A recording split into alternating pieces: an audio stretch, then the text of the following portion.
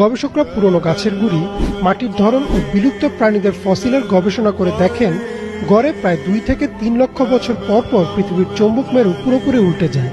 আর যখন যখন এটি উল্টে গেছে, পৃথিবীর প্রাণীকুলের উপর নেমে এসেছে কিয়ামত, অর্থাৎ প্রাণীজগতের বিরাট এক অংশ বিলুপ্ত হয়ে গেছে, যাকে বলা হয় ম্যাস এক্সটিনশন। সর্বশেষ চৌম্বক মেরু উল্টে গিয়েছিল 7,80,000 বছর আগে, অর্থাৎ আমরা নির্ধারিত সময় থেকেও অনেক এগিয়ে গেছি। তাই ধারণা করা হচ্ছে যে কোনো সময়ই উল্টে যেতে পারে চৌম্বক মেরু। আর যখন এই মেরু উল্টে যাবে, তখন দিকও উল্টে যাবে।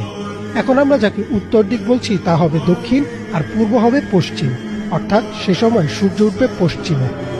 হঠাৎ একদিন সকালবেলা সূর্য পশ্চিম দিক থেকে উঠে যাবে এবং একটা লোকমা মুখে তোলার জন্য মানুষ মুখে নিবে, মুখে তুলতে পারবে না, তার আগে কিয়ামত হয়ে যাবে।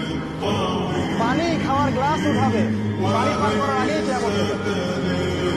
দুজন ব্যবসায়ী কাপড় এক্সচেঞ্জ করবে, একজন বিক্রি করবে, একজন দেখবে, এই দেখতে দেখতে কিয়ামত হয়ে যাবে।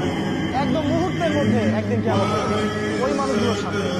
এগুলোর সামনে হতে যাচ্ছে, আমাদের হাতে বেশি সময় নেই। কথাগুলো বলার এই কারণ হচ্ছে সময় কম।